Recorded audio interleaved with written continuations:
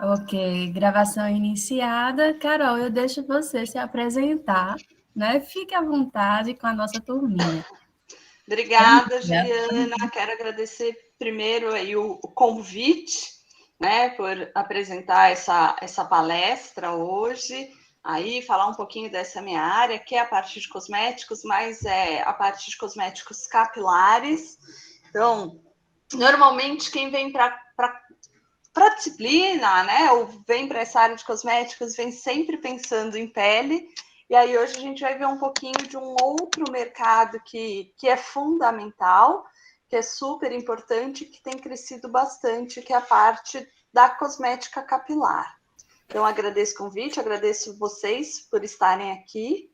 Né? Para mim está frio, porque eu estou falando de São Paulo, então esse dia está bem gelado, esses últimos dias estão bem gelados, mas é muito bom sentir esse calorzinho que está vindo daí. Eu vou colocar minha apresentação aqui para falar com vocês, mas fiquem à vontade, qualquer momento, se vocês quiserem, né, me parar, falar alguma coisa, não tem problema, fico à disposição para a gente ir esclarecendo as dúvidas, ok? Deixa eu só colocar aqui para compartilhar. A pergunta do milhão de sempre, vocês estão enxergando a minha tela? Acho que sim. Qualquer coisa me avise aí. Estamos, Carol, tá tudo certo. Tá tudo ok? Então, vou me apresentar aqui um pouquinho para vocês. Eu sou farmacêutica de formação. Fui fazer farmácia porque eu já sonhava em trabalhar com cosméticos. Então, lá no século passado, né, não tinha um curso, por exemplo, em tecnologia de cosméticos. Então, eu fui fazer a faculdade de farmácia já para trabalhar nessa área. Eu saí da faculdade, já entrei na especialização em cosmetologia e eu sempre percebia que eu queria estudar mais, né? Eu sempre gostei disso, nunca fui das melhores alunas, até porque eu sempre estudei, trabalhei, tudo isso, mas eu queria entender mais. Foi o momento, então, que eu fiz o meu mestrado. Eu já trabalhava dentro de uma universidade, numa farmácia escola, e aí eu iniciei meu mestrado. Terminei o mestrado, engravidei, tive filho, aí acabei de ter filho, assim, fazia 6 meses, eu falei, não, eu preciso entender um pouco mais da interação dos cosméticos com a pele, porque até então eu vinha estudando só o desenvolvimento dos cosméticos. E foi aí que eu fiz a minha especialização em estética e cosmetologia para justamente conseguir entender o que eu podia associar, né, os recursos eletroterápicos, as massagens, como que era a aplicação daqueles cosméticos que eu trabalhava no desenvolvimento, ok? Hoje, a minha principal função aí é no doutorado. Eu faço o doutorado aqui na Universidade Federal de São Paulo, lá no programa da Medicina Translacional. Meu doutorado é na pele, mas é bem, né, pele num assunto que a gente fala muito, que é o microbioma, que tem sido muito estudado aí em relação ao couro cabeludo e que a gente dá uma pincelada aqui. Mas até chegar meu doutorado, eu trabalhei muitos anos, fui docente na Universidade em Morumbi, coordenei o curso de farmácia lá também, então eu tenho mais de 10 anos dentro da universidade, saí da universidade em si, para poder fazer meu doutorado, porque eu não conseguia conciliar as duas áreas, e hoje, então, além do doutorado, eu também sou docente em cursos livres, em cursos de especialização, Brasil, fora do Brasil. O dar aula não saiu aí da minha vida, ok? Também tem uma empresa, que é a CR Desenvolvimento de Saúde e Beleza, onde o meu principal foco é o de treinamento, então eu trabalho com indústrias, que eu faço treinamento aí dos colaboradores, e estou como diretora técnica da Associação Brasileira de Cosmetologia. Esse é o meu terceiro mandato. Lá na ABC nós somos uma diretoria voluntária, e são mandatos bienais, então esse é o meu terceiro mandato, estou no 5º ano junto à associação, onde a gente desenvolve diversas atividades lá dentro, cursos, congressos, eventos, parte de laboratório, muitas coisas. Já deixo o convite aí para vocês entrarem no site Cosmetologia Brasil e ver tudo aquilo que a Associação Brasileira de Cosmetologia faz. Hoje, como nosso objetivo é falar de cabelos, eu vou começar aí pela informação falando dessa anatomofisiologia do sistema capilar. Claro que a gente tem 1 hora e pouquinho aqui para falar, eu não consigo esgotar esse assunto, é muita informação, é muita coisa, mas vou tentar trazer aqui para vocês aquilo que é mais importante, as principais peças para a gente entender aquilo que é o nosso objetivo, que é o cabelo, e o cabelo bonito, né? Isso é muito importante que nós tenhamos um entendimento, porque quem pensa para a área de desenvolvimento de cosméticos não é, como diz no popular, não é só misturar as coisas, né? Não é só fazer um creminho. Você precisa entender essa interação que os produtos cosméticos capilares têm com o sistema capilar. Seja o couro cabeludo, seja quando a gente vai falar em crescimento de cabelo, que eu preciso pensar um pouquinho mais na parte interna, que é o bulbo, né, que é a raiz desse cabelo, ou quando eu falo diretamente ali no fio de cabelo. Então, esse entendimento ele é super importante. E cabelo é uma pecinha aí que é bem intrigante. Por quê? Como regra, né, o nosso cabelo não é vital, nós não precisamos dele para sobreviver, a gente vive sem cabelo. Tá? Durante muitos anos, né, durante toda a história da humanidade, o cabelo foi um sinônimo de proteção, como os pelos do nosso corpo. Por quê? Porque não se vivia em casa, não se tinha roupa. Hoje, esse sinônimo de proteção, essa característica de proteção, cai um pouco justamente por causa da maneira onde nós vivemos. Temos as nossas casas, né, vestimos roupas, colocamos chapéus, bonés, e por aí vai. Então, hoje ele já não tem tanto esse objetivo, essa característica de proteção, mas sim ele tem um aspecto muito grande em relação à beleza. Né? Cabelo é o primeiro a nos dizer se estamos bem ou mal. E quando eu falo bem ou mal, não estou só relacionando uma beleza estética, estou falando em relação à nossa própria saúde aí, ok? Coisa, né, fato simples de conseguirmos observar, e o melhor tratamento para cabelo é namorado novo. Quando você está numa situação nova, num relacionamento, tem uma namorada, um namorado novo, eu falo que o cabelo está sempre bonito, não há melhor tratamento. Justamente porque ele vai refletir aquilo que a gente está sentindo por dentro. Então, ele tem um aspecto psicossocial muito importante. Do mesmo jeito, o contrário também é verdadeiro. Quando estamos passando por situações difíceis, esse último 1 ano e meio, tudo aquilo que a pandemia nos trouxe, toda a questão de estresse, de insegurança, ele também nos mostrou muito isso, né? As quedas de cabelo, os problemas de couro cabeludo que tivemos. Então, numa relação aí social, o cabelo ele é muito importante. E por isso não é difícil que a gente tenha o famoso Bad Hair Day, né? O famoso dia do cabelo ruim aí, justamente porque está transmitindo aquilo que vem de dentro. Além disso, o cabelo também tem toda essa questão de ter uma relação com poder. Se a gente olhar na história, se for lá na Bíblia, ver Sansão, estudar Hipócrates, né? Um monte de filósofos aí, eles falam dessa relação de poder, de força e uma questão de atração física. Quantas vezes a gente não escutou o colega falar: eu não gosto de loira, eu prefiro os morenos. Não, cabelo cacheado me encanta.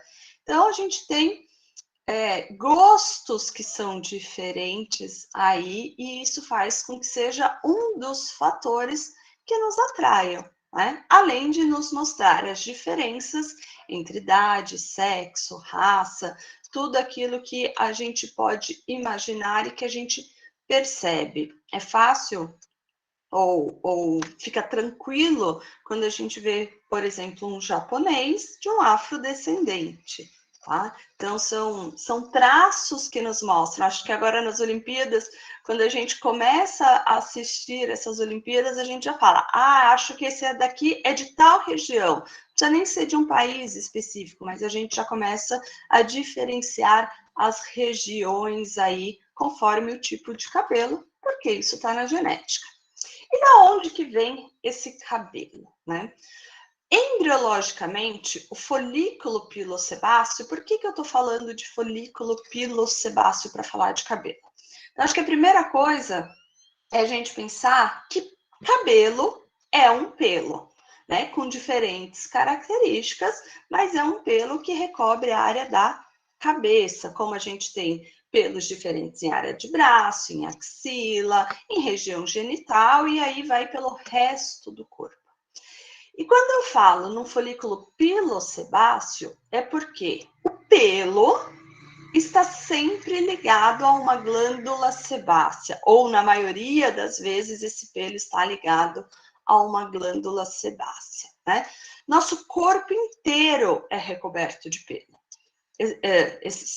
Excetua-se aí palma de mãos, os lábios, mas diria que 99% do nosso corpo, né, ele tem esse pelo aí. E o pelo, ele é formado embriologicamente lá na nona, 12ª semana, entre a nona e a 12ª semana gestacional. Então, essa pele, ela está se formando e quando a gente chega ali próximo à 12ª semana, deixa eu pôr só o apontador aqui para poder mostrar para vocês. Quando a gente chega próximo ali da 12ª semana gestacional, eu já tenho o broto do pelo formado. E ele vai evoluindo, né? Esse pelo vai, ou esse folículo aí vai tomando a sua conformação, vai se ajeitando onde ele tem que se ajeitar, e por volta da 16ª semana nós já temos aí a formação do pelo como um todo. Entre 23ª e 28ª semana gestacional, lembrando que gestação a gente fala de 40 semanas, então um pouquinho mais da metade da gestação, esse pelo ele já está completamente formado. Então, folículo piloso, toda essa base do pelo e da glândula sebácea, que está aqui junto, já está formado. Nós não temos formação de novo folículo durante a vida. Tudo que tem que ser formado, forma até aqui.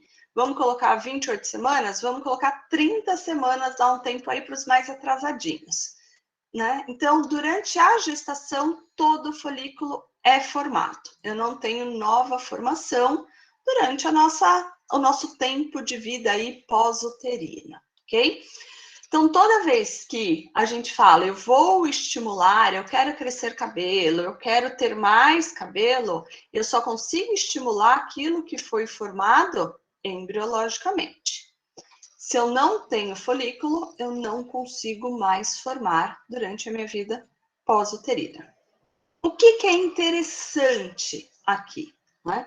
Quando nós olhamos uma figura como essa daqui, é comum nós falarmos, ou as pessoas pensarem, que o pelo é um anexo dérmico, justamente porque ele está localizado na derme. Só que o pelo, ele é uma formação epidérmica. O pelo, a glândula sebácea, a glândula sudorípara e as unhas são anexos epidérmicos. O que acontece é que eles se invaginam na derme. Então, eles adentram essa derme justamente para eles poderem ficar sustentados, para eles terem essa adesão, ok? A epiderme, ela é muito fininha, 3, 4, 5 milímetros aqui, então ela é muito fininha, não daria condição para esse pelo sobreviver. Então, se a gente reparar e for seguindo aqui nessa figura, a gente vai perceber que essas células epidérmicas, tá, que eles não são mais queratinócitos, eles passam, ou melhor, eles são queratinócitos que se invaginam e aqui na base do pelo eles se transformam em tricócitos. Tricócitos são os queratinócitos que se modificaram justamente para formar o pelo, do mesmo jeito que as células da glândula sebácea e da glândula sudorípara são queratinócitos especializados. Então, se a gente acompanhar aqui, ó, nesse pelo que já está formado, percebam que toda essa epiderme, ela vai invaginando junto. Aqui, no azulzinho, são os queratinócitos epidérmicos que estão invaginados na derme. A derme é o rosinha que está do lado, né? Como está aqui representado. Então, a formação é uma formação epidérmica. Só que a derme, ela tem uma função muito importante, porque é justamente ela que faz essa conexão e ela que mantém o cabelo seguro. É quando a gente consegue puxar o cabelo, ter briga de mulher, né? A gente consegue fazer os penteados, tudo isso em que eu puxo e esse cabelo não sai. Claro que num momento de queda, essa derme, ela acaba soltando esse folículo para que ele se despreita. Mas a gente já conversa um pouquinho sobre esse ciclo capilar. No folículo piloso, nós temos algumas áreas que são importantes. Tem muito mais coisa do que isso, mas pensando nas principais áreas ou principais estruturas que eu tenho desse folículo, nós vamos pensar aqui da parte de baixo, da parte inferior. Então, eu tenho a papila, que é chamada de papila dérmica ou papila dermal. Percebam essa entradinha que eu tenho aqui, ó, rosinha, tá? Essa papila é uma estrutura conectiva, ela que vai conectar a derme com a epiderme. E ela que vai segurar esse folículo, que vai aderir esse folículo dentro da nossa pele. Além desse papel de conexão, lembram que a nossa epiderme, ela não é vascularizada? Então, tudo que eu recebo de aporte sanguíneo, de oxigenação, de nutrientes e tudo mais, eu recebo através dessa papila dérmica, né? E por que ela está aqui? Justamente porque em volta dela, nessa parte aqui inferior, está o bulbo. O bulbo é a matriz, é a famosa raiz desse pelo. É no bulbo, então, que a gente tem as células germinativas, né? Então, são aquelas células que vão sofrer o processo de mitose aí para produzir novas células, ok? E é aqui que começa todo o nascimento desse pelo. Conforme essas células vão se multiplicando, elas vão sendo transformadas, como a gente vê na pele, que a gente fala lá da camada basal até a camada córnea. Aqui elas vão sofrendo o processo de achatamento, elas vão ganhando queratina, vão perdendo lipídio, vão ganhando lipídio. Tudo isso vai acontecendo nesse processo.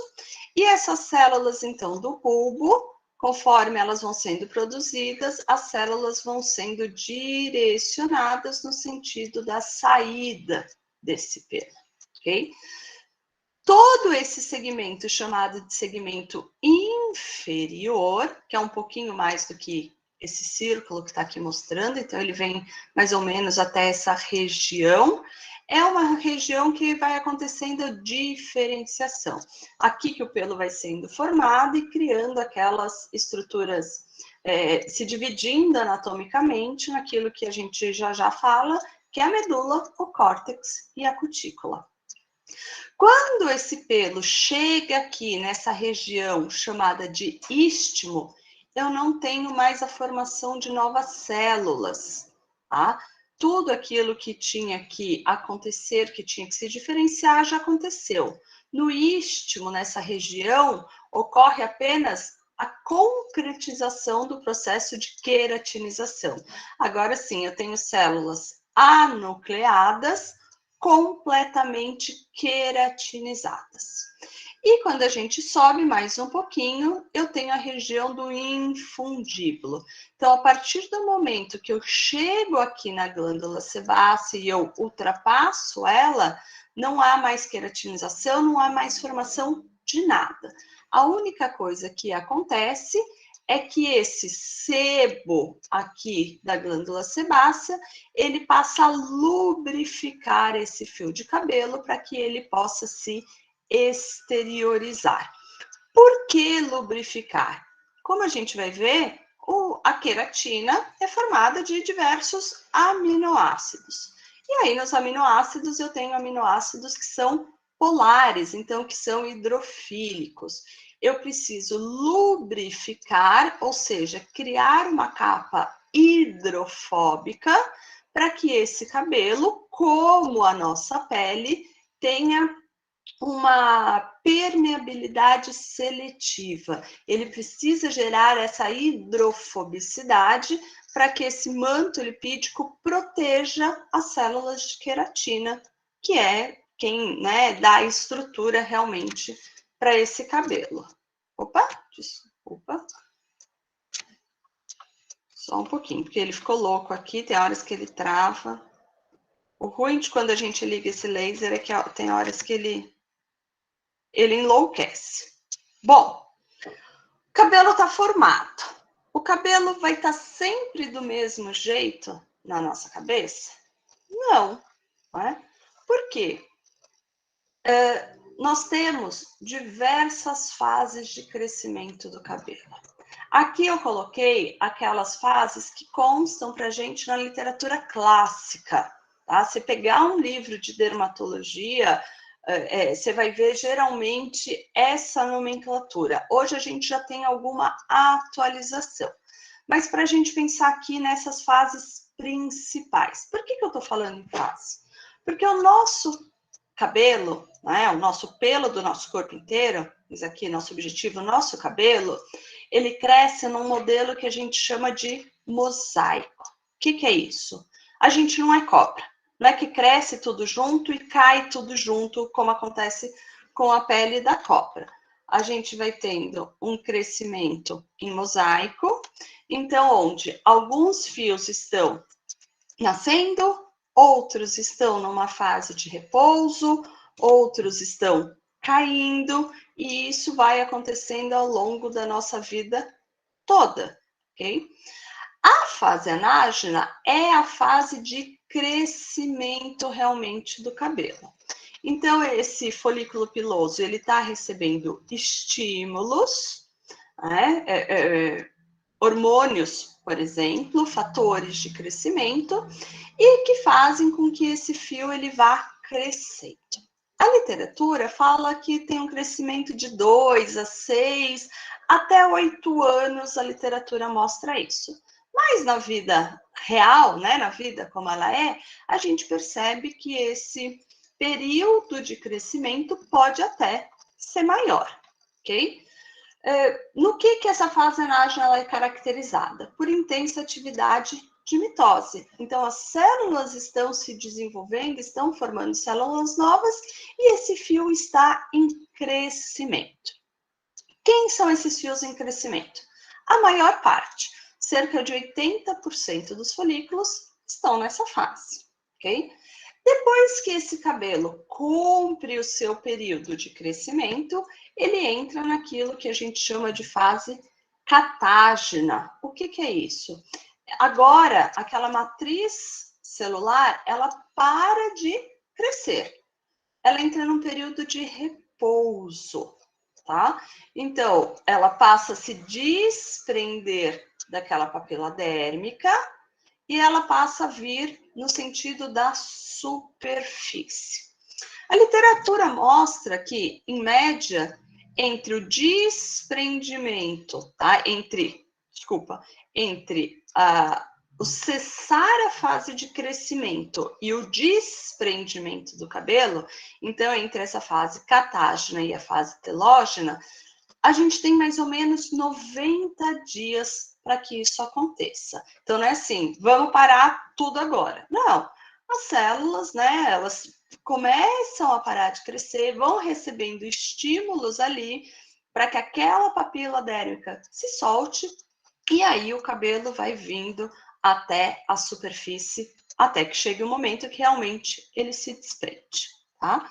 Então, aqui a gente tem mais ou menos 90 dias para que isso tudo aqui aconteça. Menos de 1% dos fios estão nessa fase de repouso. Já quando eles chegam na fase telógena, é quando eu realmente tenho o processo de queda, é quando ele se desprende aqui em cima. É aquele fio que a gente passa a mão e o fio sai na nossa mão aí, ou é aquele fio que quando a gente está no banheiro tomando banho, a gente vê que por um simples atrito da lavagem do cabelo, esse cabelo já está lá no chão do banheiro, tá? Esse cabelo ele não se desprende se ele não estiver na fase telógena, a não ser que você tenha uma doença, mas numa pessoa saudável, só caem os fios que estiverem na fase telógena, ok? Então, em torno de 19% dos fios encontram aí nessa fase de queda. Eu gosto muito... Aí ele está voltando. Vou pedir desculpa para vocês. Aqui. Eu gosto muito aqui dessa representação. Isso foi um... Olha, ele adora me dar um baile.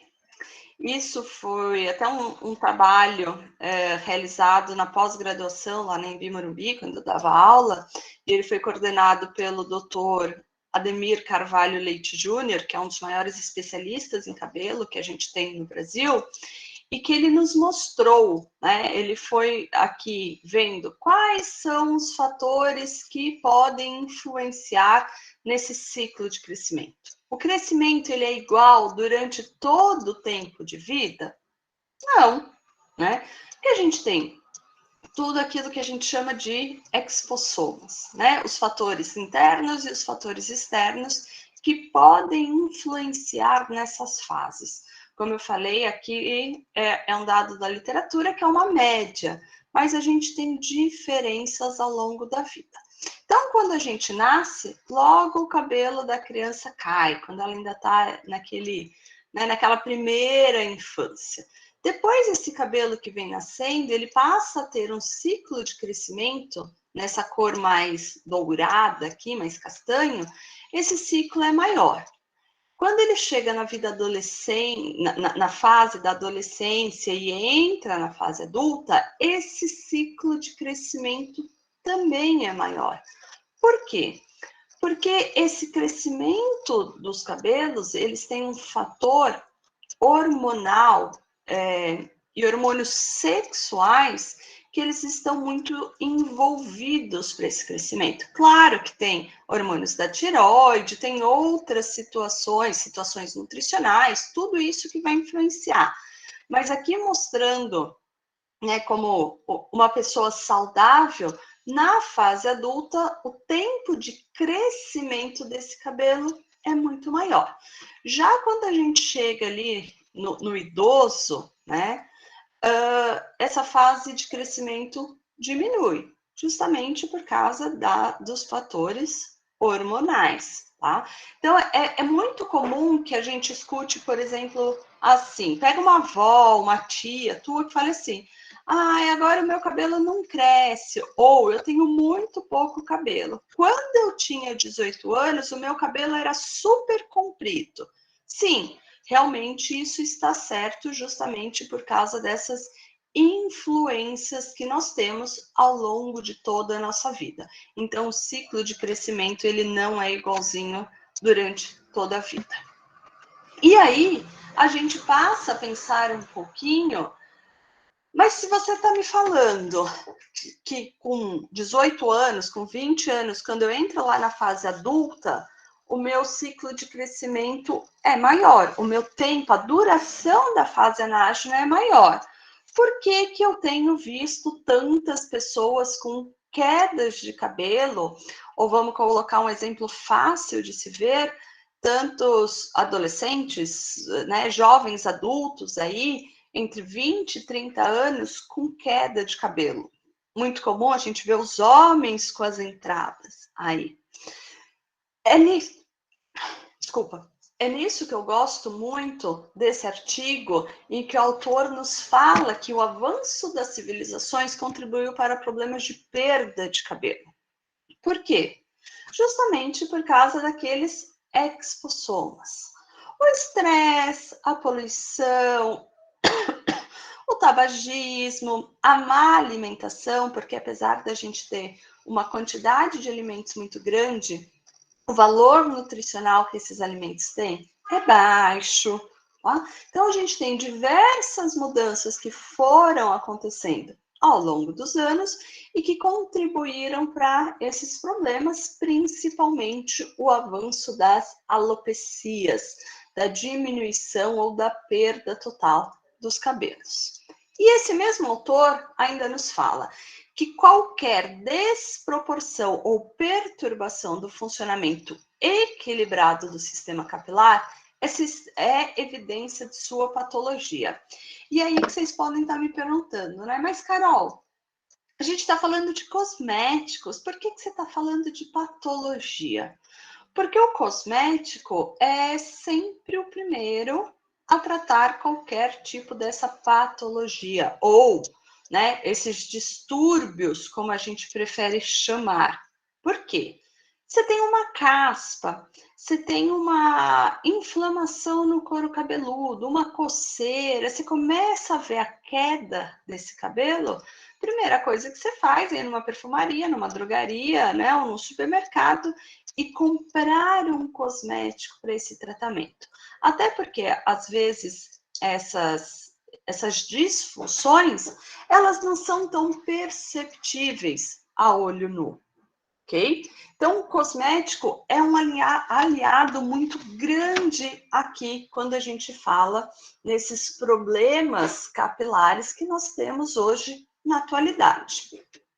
Se a gente fizer uma breve reflexão sobre o que aconteceu nesse último 1 ano e meio, vamos perceber o quanto que aumentou, se você der um Google, né, o quanto que aumentou o número de cosméticos capilares para tratamentos de couro cabeludo, caspa, dermatite seborreica, psoríase, aí o quanto que aumentou a busca também por produtos para quedas de cabelo. Então, isso é muito importante. A gente não vai entrar nas doenças, mas é importante a gente pensar o quão necessário é entender a fundo esse sistema capilar, esse couro cabeludo, esse bulbo, e como os cosméticos podem estar lá para tratar ou para minimizar, para proteger contra a evolução destes distúrbios que a gente tem no sistema capilar. Não é? E um ponto importante é a barreira cutânea. Isso é algo que a gente fala muito quando trabalhamos com cosméticos para a pele. A gente sempre fala em hidratação, né? Quando a gente fala de cabelo, ninguém fala assim, deixa eu hidratar o couro cabeludo. Mas nós não podemos esquecer que couro cabeludo é pele. E que ele merece o mesmo cuidado que a nossa pele, face, corpo, também tem. Então, quando a gente pensa em barreira cutânea, tem diversos distúrbios que estão ligados. A caspa, a dermatite seborreica, a dermatite atópica, a psoríase, a própria queda de cabelo. Então, couro cabeludo, ele tem que ser olhado. Disfunção de barreira cutânea. Barreira cutânea é a principal proteção que nós temos. É essa a principal função da nossa pele. Quando eu falo que os corneócitos não estão sendo produzidos adequadamente, né? Ou está lenta, ou está muito acelerada essa produção. quando eu tenho alguma alteração lipídica, qualquer disfunção ali, já tem disfunção de barreira. Quando eu falo na microbiota, e olha um assunto que se estuda tanto hoje, como eu falei para vocês, o meu doutorado está ligado a isso daqui. Por quê? Antigamente, né, lá na minha época, lá no século passado, a gente falava muito, mata tudo. Quero ter um sabonete, um shampoo antisséptico, mata 99% dos micro-organismos. Hoje nós sabemos que isso não pode acontecer. Por quê? Se a gente fala em microbiota, nós estamos falando dos micro-organismos que vivem na nossa pele. Porque eu estou falando de microbiota da pele, mas né, vamos lembrar que ele está no corpo inteiro aí. Esses micro-organismos superam o número de células humanas. A gente tem trilhões de micro-organismos na nossa pele, ok? E eles são responsáveis por manter o equilíbrio da pele, tá? Eles vão modular o sistema imunológico, eles vão gerar compostos, peptídeos, que vão proteger a nossa pele contra a agressão de invasores aí. Quando eu tenho um desequilíbrio dessa microbiota, eu passo a ter uma disfunção de barreira. E isso vai gerando outros problemas, como, por exemplo, a microinflamação, que é tão comum em problemas de queda de cabelo, ok? Quando a gente fala nessa microbiota, ainda tem muita coisa a ser descoberta, é um assunto muito novo, mas que está muito em alta, mas vou dar alguns exemplos para vocês, ok? Quando nós falamos de caspa, ela é sempre relacionada a um aumento de Malassezia fulfur, um fungo, né? Então, no caso de caspa, de dermatite seborreica, essa Malassezia, ela se encontra 2 vezes mais do que no indivíduo saudável, ok? Outras coisas que a gente consegue perceber em relação à microbiota é, por exemplo, o aumento da quantidade de Cutinobacterium acnes, né? Aquela bactéria que a gente sempre fala quando estuda acne, mas que hoje se vê uma associação dela relacionada a uma alopecia androgenética, aquela queda clássica de homens. Então, Carol, é para matar tudo? Não, de jeito nenhum. O objetivo que nós temos hoje é de manter o equilíbrio. Todos esses micro-organismos precisam estar no nosso corpo. Eles têm concentrações diferentes conforme a região do corpo que eu tenha, tá?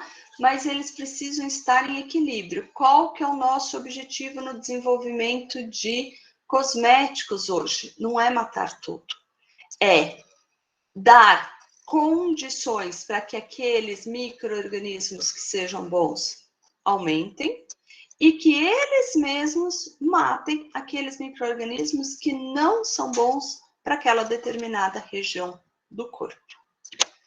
Bom, falei um pouquinho aí sobre essa questão do couro cabeludo, né, do folículo piloso. Vamos também falar um pouco da haste capilar, que é o nosso objetivo, é o nosso produto final, é aquilo que a gente espera que ele esteja bonito. Só que a gente precisa sempre lembrar que para eu ter um cabelo bonito, eu preciso ter um couro cabeludo saudável e eu preciso ter aquele bulbo funcionando em condições adequadas. Então, eu vou olhar para dentro da minha pele e agora na haste capilar a gente vai ver a questão da estrutura externa. A haste capilar, ou fio de cabelo, é o produto produzido no folículo piloso. E ele é formado basicamente de proteína, ok? Nós não temos só queratina, mas a queratina é a principal proteína que forma essa haste capilar. No caso do cabelo, essa queratina, ela está disposta na forma de alfa-hélice, na unha que também a queratina ela está na forma de beta, e aqui eu tenho uma conformação de alfa-hélice, ok? Qual é a principal característica que essa queratina tem? É a presença do aminoácido cistina. Então, onde eu tenho duas cisteínas que estão interligadas através do enxofre. Essa ligação entre os enxofres forma uma ligação disulfídica, que é uma ligação muito forte, tá? Então, é isso que vai dar a resistência ao nosso fio para que ele não se quebre. Além da queratina, também tem outros componentes esse fio de cabelo, sendo os principais a água. A gente não tem só ligação de enxofre, nós temos ligações peptídicas, salinas, pontos de hidrogênio. Então, todas essas ligações químicas que são necessárias para que aqueles 21, 22 aminoácidos, conforme a literatura, estejam ali presentes, estejam formando adequadamente, eles precisam de água. Para ter o processo de queratinização, é necessário água. Para ter uma resistência da fibra capilar, é necessário água. Mas essa água, como os lipídios, né? Então aquele material graxo que vem do sebo, eles precisam estar em equilíbrio. Equilíbrio não quer dizer partes iguais, tá? Eles precisam ter quantidade suficiente para cada um, para que essa haste capilar esteja saudável. Além disso, nós temos a melanina também, que é outra proteína, e que ela é responsável pela cor natural que esses cabelos têm. Aqui elas não são produzidas pelos tricócitos, mas sim pelos melanócitos, como é na nossa pele. Esses melanócitos, eles estão presentes ali juntinho do bulbo, bem ali na base daquele folículo piloso. Se eu olhar o fio de cabelo de dentro para fora, a estrutura interna que eu tenho é a medula. A medula é a camada mais interna e ela não é formada por queratina, né? A sua grande constituição não é de queratina. Ela é formada por uma proteína chamada intricohialina, tá? Caracterizada por ser rica no aminoácido citrulina e por não ter cistina, então eu não tenho as ligações de enxofre. Ainda há muito que se aprender sobre a medula. A medula não é algo tão estudado. Nos próprios cosméticos de tratamento, a gente não escuta muito sobre a medula, justamente porque ela é uma incógnita no momento em que ela é intermitente ao longo da fibra. O que significa isso? Imagina que a minha caneta é uma fibra. Aqui está a raiz e aqui está a ponta. Então, às vezes, aqui ela tem, aí chega nesse momento ela não tem, ela volta até aqui, ou eu tenho tudo aqui, aqui eu não encontro, né? Não há uma diferença significativa entre raças, entre sexo, nada disso. O que a gente sabe é que ela pode ou não existir nesse fio de cabelo, quando estamos falando de cabelo humano, o que é diferente de pelo de animal. O que é conhecida? Que como ela possui esses vacúolos, o que é esse vacúolo? Então, vem desses buracos, né, que a gente tem aqui, ó, tá? Como ela tem esses vacúolos, ela tem uma propriedade de termorregulação. Então, ela ajuda a manter a temperatura natural desse cabelo. Por que isso? Porque temperaturas elevadas levam a uma denaturação proteica da queratina, das proteínas, né? Eu tenho a quebra dessa proteína. Então, com esses vacúolos, existe a passagem do ar que ajuda a arrefecer esse fio de cabelo. Medula é algo que a gente não vai falar, até porque ela é pouco conhecida e os cosméticos ainda não tratam muito ela.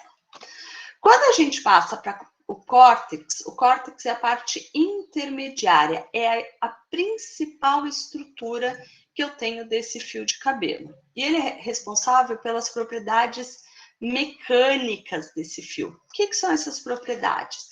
É a resistência que eu tenho do fio. Quando eu chego num fio, né, e eu puxo ele e ele não me quebra, ele que dá estrutura. Como se fosse uma casa, ele é o pilar dessa casa, ok? Por que isso acontece? Vou até puxar meu fio aqui. O córtex, ele... Opa, desculpa, gente. Ele é formado por células que elas são alongadas e elas estão dispostas longitudinalmente uma do lado da outra. Então, vejam essas canetas. Aqui no comprimento do fio, eu tenho essas células que estão assim, ó, interligadas. Elas não estão todas na mesma altura, elas têm diferenças aqui. Só que cada célula cortical, cada estrutura dessa, que é conhecida como macrofibrila, essa partezinha mais azul, mais arroxeada, que vocês podem ver aqui na figura, dentro ela é formada por diversas outras estruturas. Então, é como se fosse esse fio de eletricidade, por isso que eu fui buscar. Então, ó, imagina que eu tenho tudo isso daqui, uma do lado da outra, ao longo do meu fio. Isso é uma macrofibrila, é a estrutura maior que eu tenho desse córtex. Só que dentro, ele é formado de microfibrilas. Igual, né, ou na mesma concepção que é o fio de eletricidade. Eu tenho o fio preto, que é a macrofibrila, mas aqui eu tenho esses fios coloridinhos, que são as microfibrilas. E cada uma dessas microfibrilas, acredito que todo mundo, né, ou a maioria de vocês já tenha visto um fio de eletricidade, lá dentro ele tem vários fiozinhos de cobre, que são os nossos filamentos. Então, esses fios de cobre se entrelaçam, né, esses filamentos se entrelaçam para formar uma microfibrila, essa microfibrila se entrelaça para formar uma macrofibrila, e aí a gente tem várias macrofibrilas, uma do ladinho da outra. Por que isso acontece? Justamente essa conformação faz com que eu tenha essa propriedade de resistência da fibra.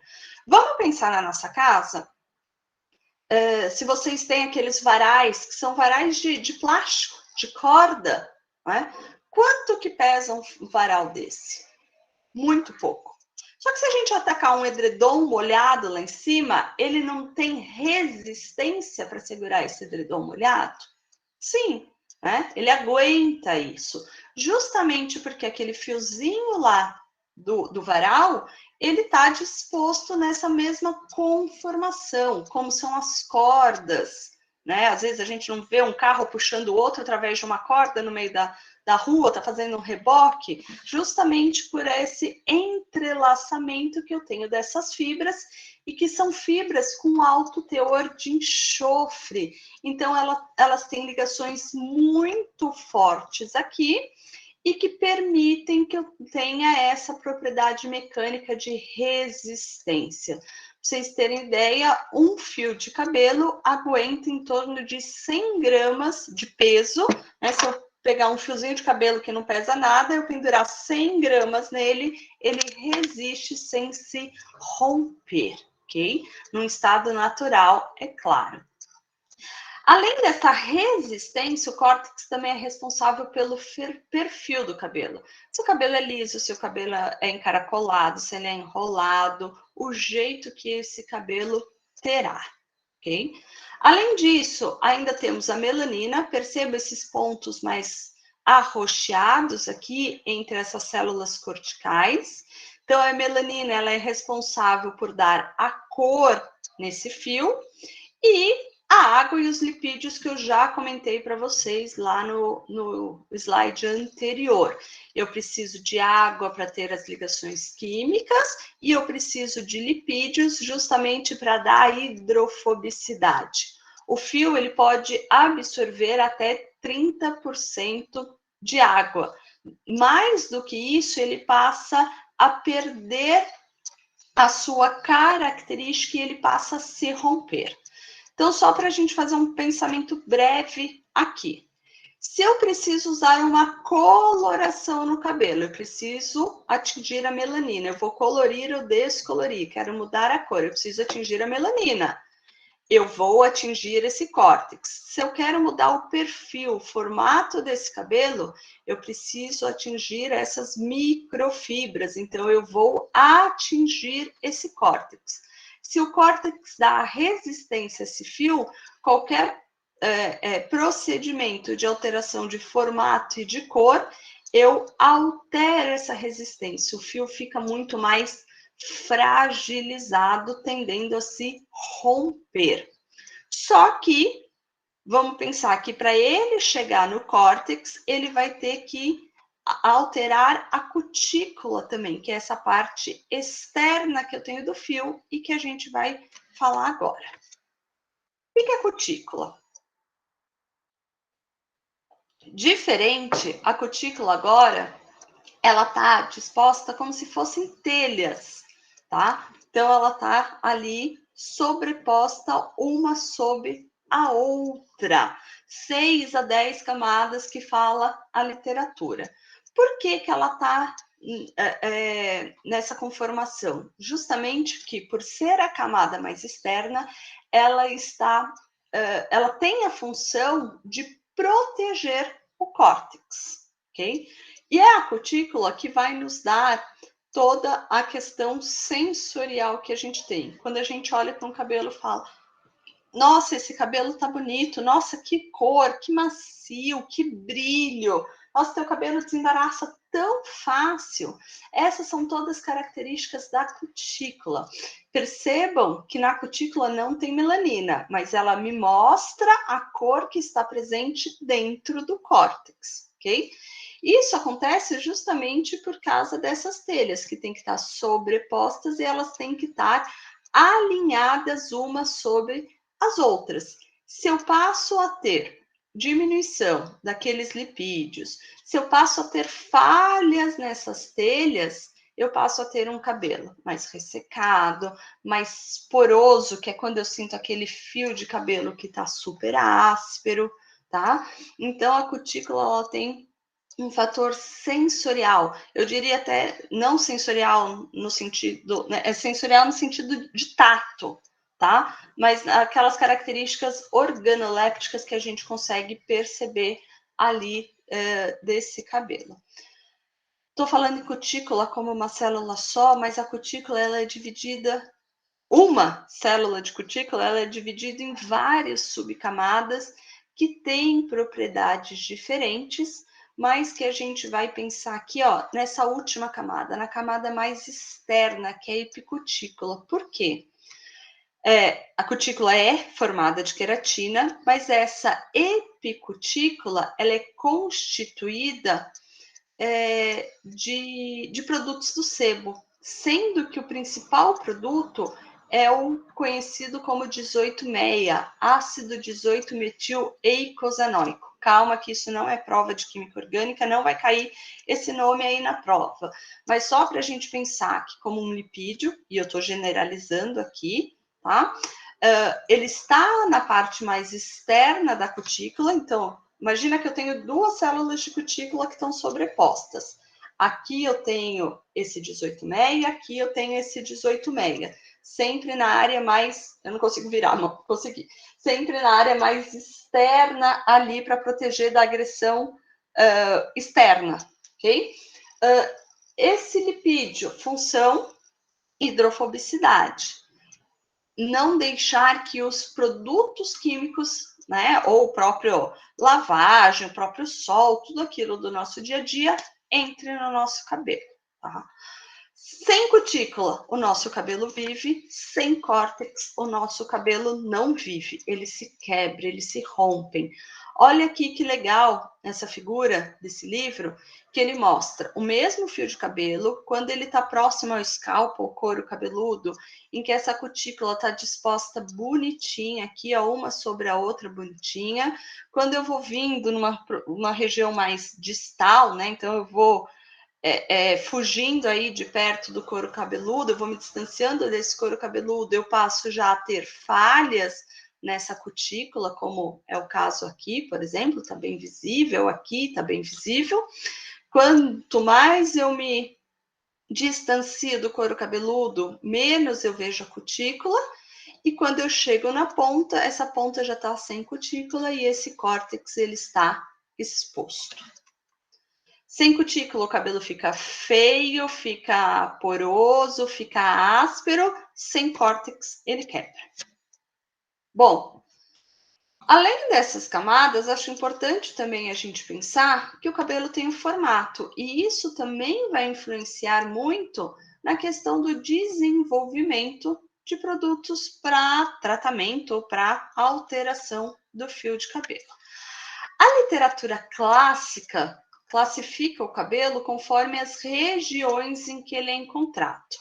Então, onde eu tenho o fio mongoloide, que é o fio liso, o fio caucasiano clássico do europeu, que tem as suas ondas, e o fio afroétnico ou afronegroide, que ele tem esse formato muito mais cacheado, não só de ondas, ok?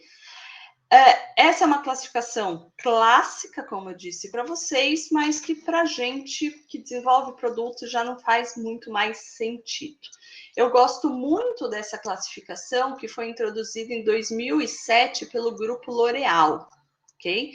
Em que eles avaliaram quase 2.450 pessoas ao redor do mundo, tá? Sendo que 210 brasileiros, então eles têm Austrália, Brasil, China, França, Sul da África, México, Espanha, Estados Unidos, ok?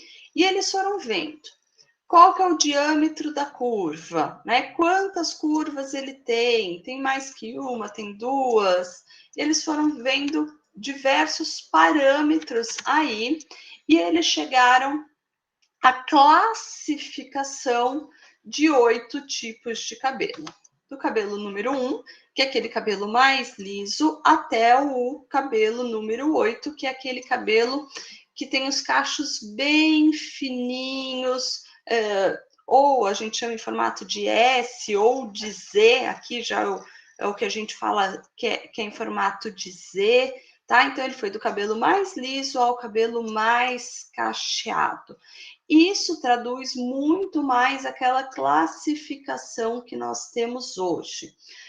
Nós temos uma classificação que viralizou muito, que é do cabelo do tipo 1, 2, 3 e 4, A, B e C, né? Que é a classificação, eu esqueci o nome dele, mas é um cabeleireiro dos Estados Unidos. Então, que ele colocou essa classificação em números. Cabelo 1, que é o mais liso, 2, 3 e 4, que seria esse daqui, mais 4A, B, C também. Então, ele tem uma classificação diferente. Cientificamente, ou como publicação, a gente acaba utilizando essa classificação do grupo da L'Oréal. Como no Brasil eles avaliaram 210 voluntários, tinham 210 participantes aqui, eles encontraram que a maior parte dos cabelos avaliados estão enquadrados entre os tipos 3 e 4. Eu não acredito que isso traduza, né, o nosso Brasilzão como um todo, aí, com os 200 milhões de habitantes, mas a gente passa a ter uma avaliação diferente do tipo de cabelo. Claro que cada tipo de cabelo tem ponto isoelétrico diferente, cargas diferentes, tem várias características físico-químicas que são diferentes, e quando a gente estuda esses cabelos para o desenvolvimento de cosméticos, a gente vai ter que levar isso em consideração.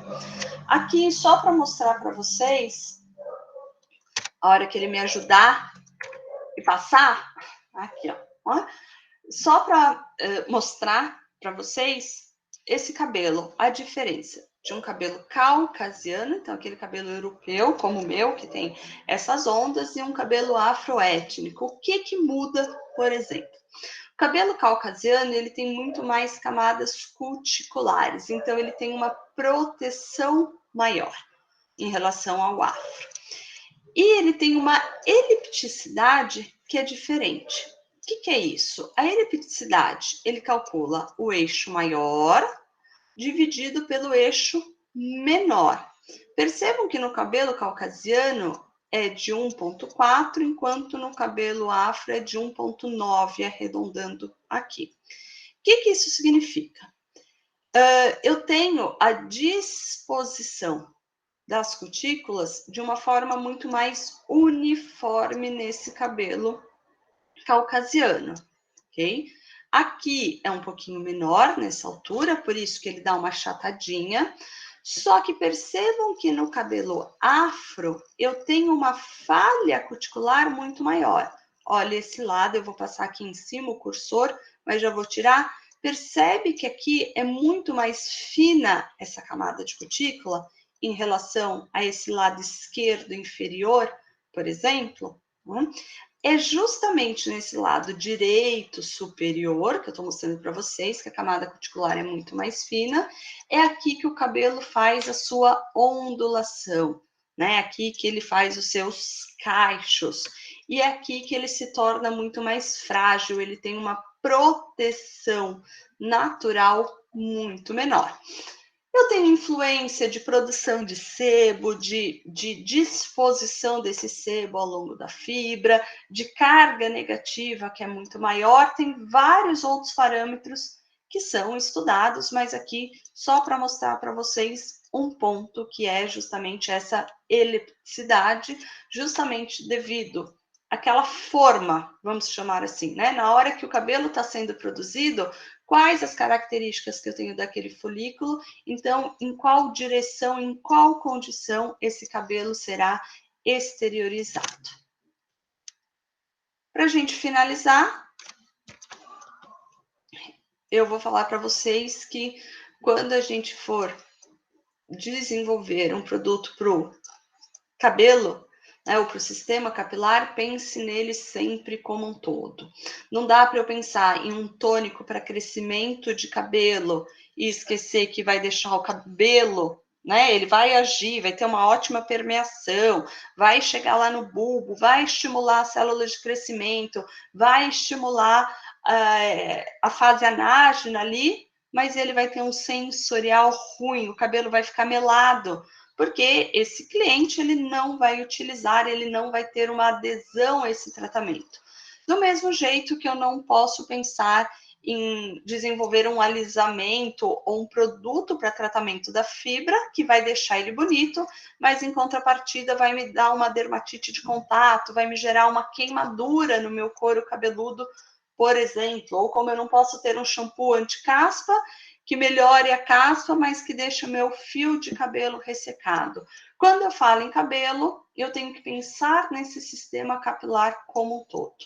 Quando eu tiver esse pensamento, quando eu colocar isso em prática, aí sim eu serei um bom desenvolvedor de cosméticos capilares. A professora Juliana já mostrou, mas eu vou finalizar mostrando aí para vocês o meu filho, meu livro, né, meu bebê, que a gente lançou agora em maio, junto com o Daniel e com a Valéria. A gente lançou esse livro Tricologia e Cosmética Capilar.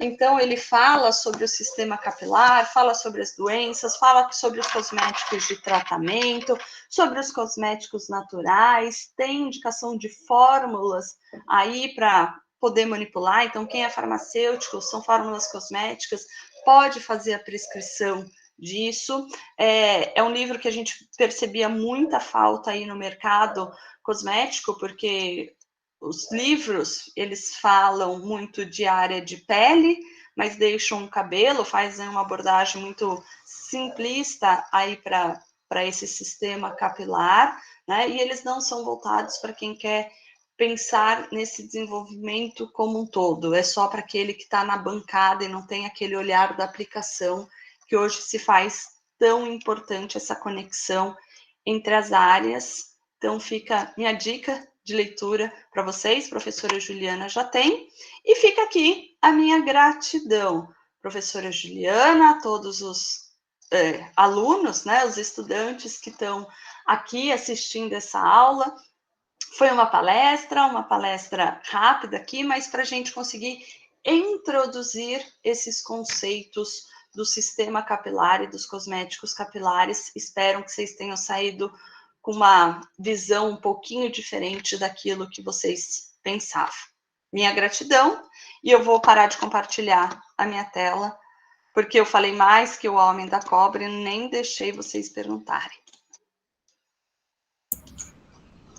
Carol, muito obrigada pelo extra. Adorei, acredito que todos os nossos estudantes também gostaram. Sempre a gente aprende um pouco mais, né? Aprendi aí mais um pouco. Adorei, amei mesmo. Muito. Eu podia ficar 2 dias aqui falando direto. Olha, porque cada coisa que você falava, mais questionamentos vinham em mente. E eu tenho alguns, né? Pode perguntar, eu não consegui ver se tem perguntas aqui no chat. Eles eu estava estão com a apresentação. só agradecendo, dando os parabéns por enquanto. Eu vou encerrar a gravação para eles ficarem mais à vontade, tá, Carol? Tá bom? Deixa eu interromper.